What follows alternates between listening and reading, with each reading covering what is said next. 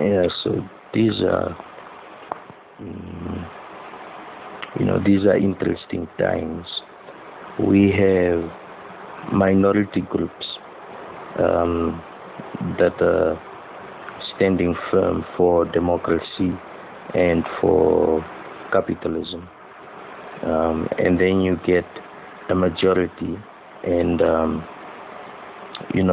a lot of people that are spearheading or standing, leading them on a march for sort of Pan-African movement, sort of a Pan-African movement. I wouldn't exactly call it communist, more, uh, it's sort of a Marxist thing, because people want the government to have more accountability on how they live and how we all develop as a country. And that's the basis of most criticism.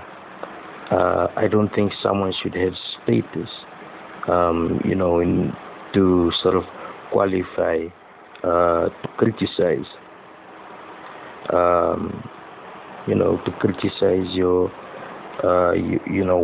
country, to the point where you're given a response, right? To the point where you're given a response to tell you, um, whether you're wrong or whether they will consider what you're saying. And I'm not talking about individuals now, obviously. These are large groups of people who are organized, um, by enough is enough. They are organized by enough is enough. And constantly, we get reminded about how bad it was, before independence.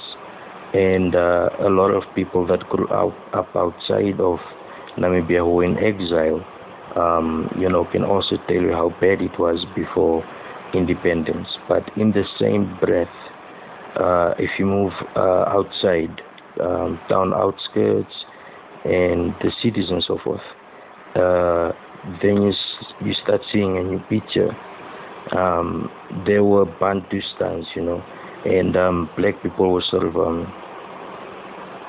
black, I'm including, all people of Kala, or as they call them. So, grouped into certain areas, and those areas are where they remained. Some that could walk their way out, and despite all of the shortcomings, actually, got to a better, greater place than from whence they came. Now we're seeing a different picture. People are allowed to move freely in the country right now. So it's sort of like the poverty that was concealed with the pass laws and the segregation laws, those that were used to hide poverty and to sort of try to delude the workforce that they are not as important and so forth. The racism, um, the racism, the apartheid system, it was mostly about money, uh, and sort of securing a working class, that doesn't complain, is complacent, and does as they're told. Uh, in the mines, when people were in the mines, there were, if we look at history correctly, there were people who, Caucasian people, who worked alongside black people, right? So,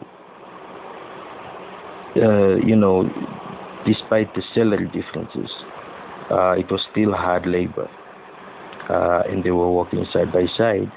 And this was humiliating to the government, and they always made plans to sort of get their people out of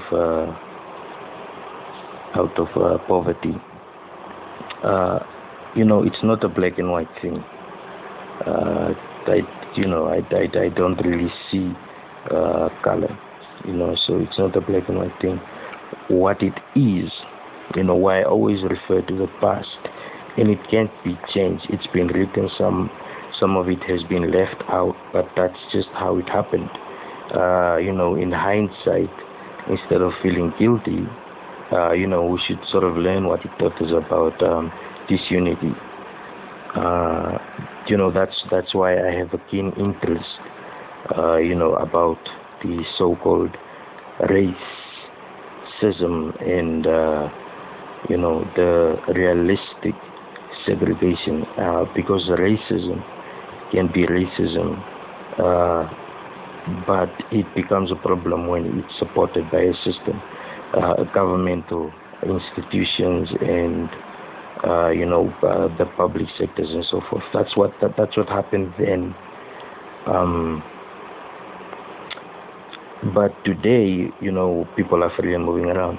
You're seeing the poverty that was there already.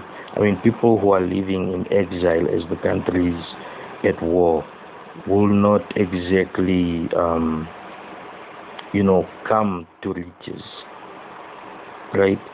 They won't come to riches. There are certain things that you can just take, and that one of those things is land, and I'm including the mines as well as the natural habitat.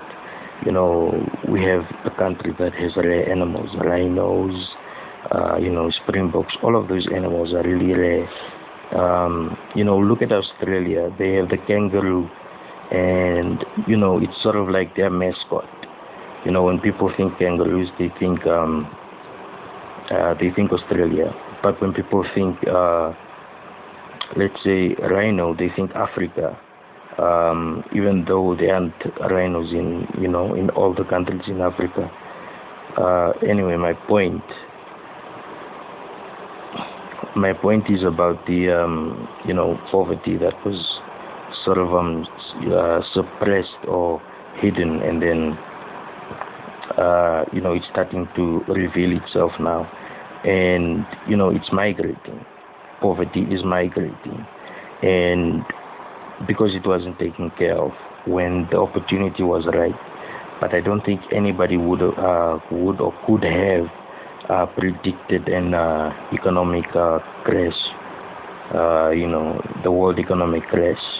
To democratic countries, America is the world. So, that affected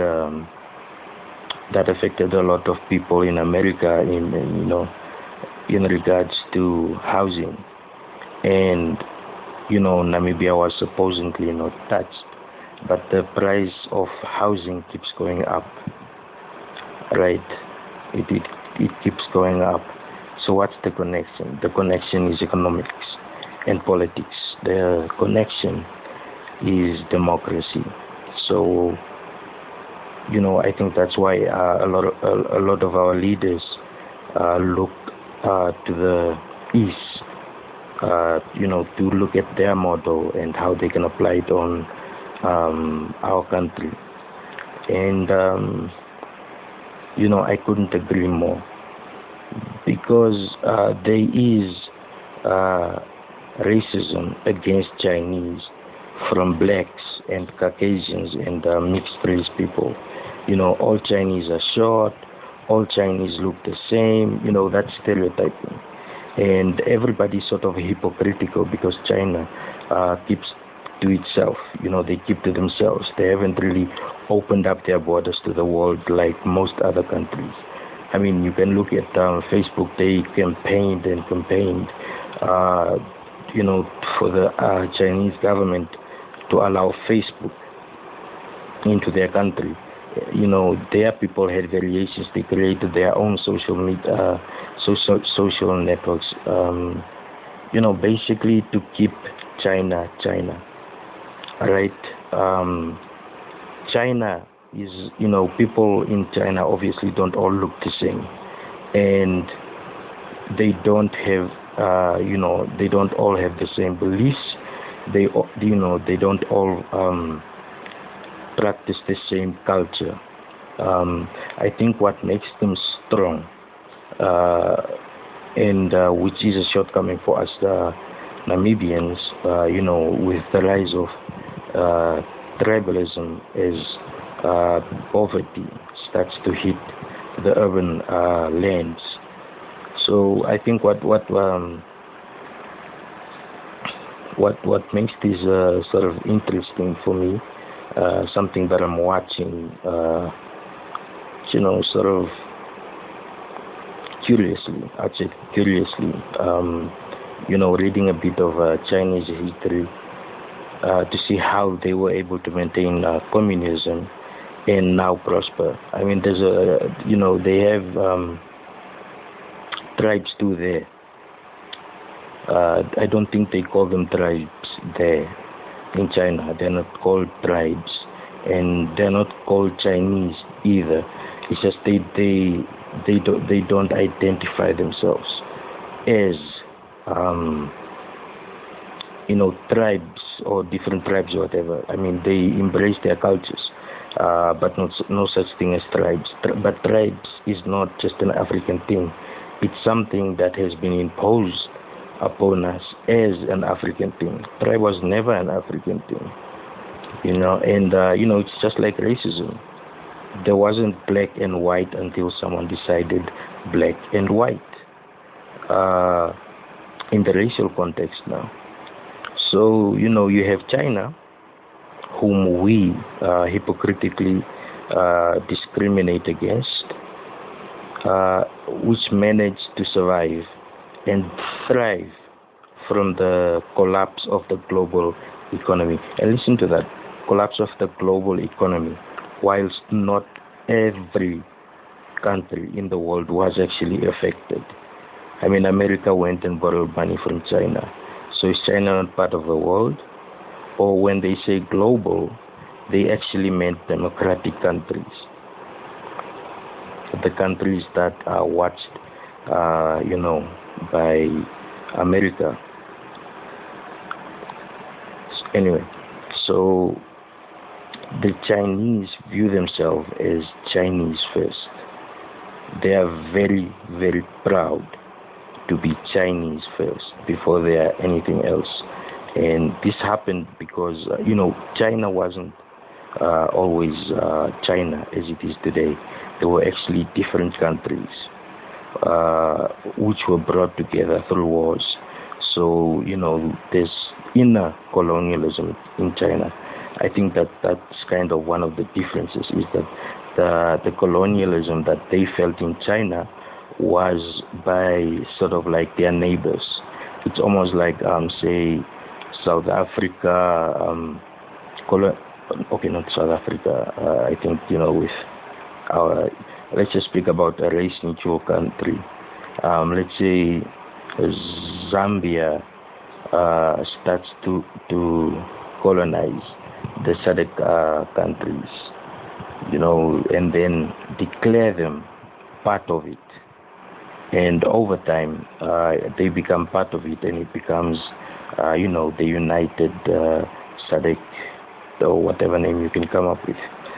So this means that the logic of tribe did not affect China. So they were cultivating a culture of unity. That's what they were doing. They were cultivating a culture of unity. As the years went by, they were cultivating it. When China went to war, and they lost a lot of people, and they faced a depression in their history a lot of times. But this mainly made them stronger. It just made them more united as a people. In our case,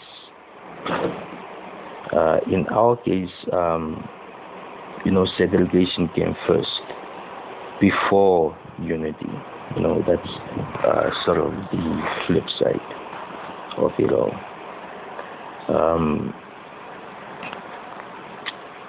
China, yeah, I'm going to talk about China a lot. So China is supposedly colonizing Namibia. I think saying China is trying to colonize Namibia speaks of the stereotypes that we hold. Chinese, the yellow people. Chinese, Japanese, the yellow people. Those stereotypes. The racism. It's racism being practiced against the Chinese by people without actually knowing it.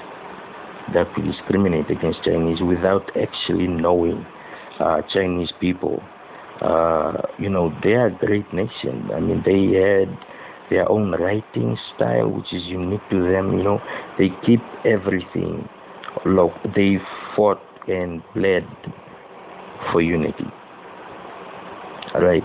I think to keep it short, I'll just say that my endpoint. They fought and bled for unity. They understood the power of unity. Whatever trouble comes, if you have a united people, they will overcome it. Look at Germany. After the war, their economy was completely in tatters. But because they were united by Adolf Hitler, Adolf Hitler united the German people. I don't think like any other in German history. I think, just moving the Holocaust, to the wayside and seeing how Germans were so proud, to be Germans. Right. So when they faced this struggle for economic freedom, they did it as a united front. They did it as a united front. And because they were united in their pain, in their desperation, in their cries, they were able to come out. But if you look at our country, it's different. Our country is segregated still. We suffer from a false sense of what can I say? A false sense of tribal superiority. Every tribe wants to be as important as the most important crowd, and this tribe feels that they are neglected and unimportant, and the important tribe gets all of the attention. That's what we have. We are not completely united, and language is a huge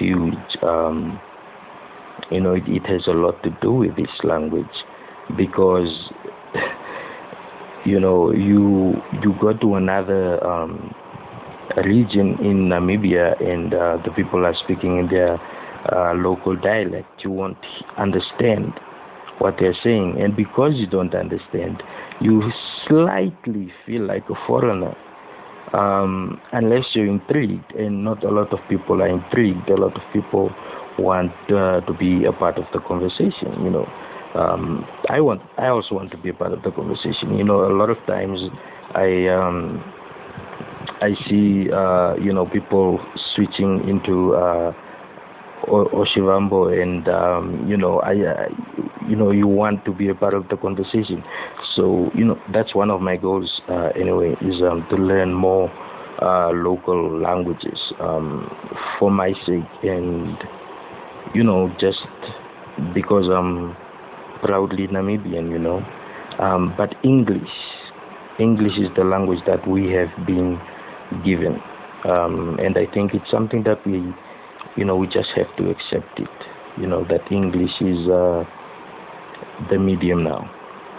So a lot of people don't speak English, and that language barrier, that simple language barrier, creates this line of division, this invisible line of division, and then it gets people to start applying characteristics to that. This tribe steals. This tribe has the most homosexuals.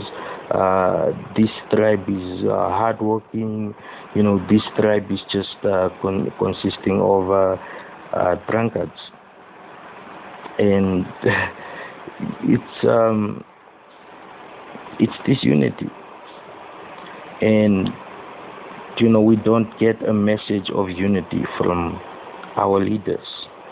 Our leaders don't give us a message of unity, and because it doesn't come from the top, most of the time, at the top there are whispers of tribalism, right? And this trickles down to the people on the ground's attitudes. And as we're growing, we feel that these things are important. They are important for tomorrow. Eliminating these things, a simple thing like language. And this is where China got their power.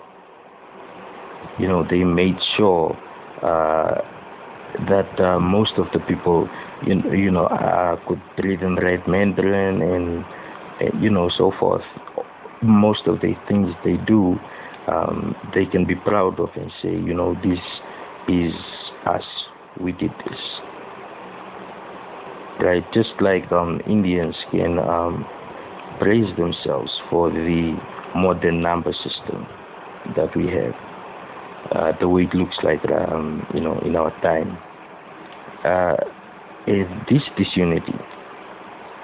This disunity with classism on top of it makes things worse. It's just an observation. You have people that are, the people start hating one another because they can't seem to understand one another, and the over respect of our leaderships, as opposed to our country, is also another thing that hurts. Our beautiful country. I think unity is one of the things that need to be enforced. Unity needs to be enforced. When unity is in play, I don't think we will. We won't. There won't be anything that can hit Namibia that Namibia won't be able to take. We will be able to take the punch. It's preaching to the choir, but some things have to be repeated time after time after time until people get so annoyed they actually give into it and start to practice it, or it's you hear it so many times that you actually start to consider it. And this is what happens. So you have tribalism, and then you have classism, and this leads people to fight against each other, like I said.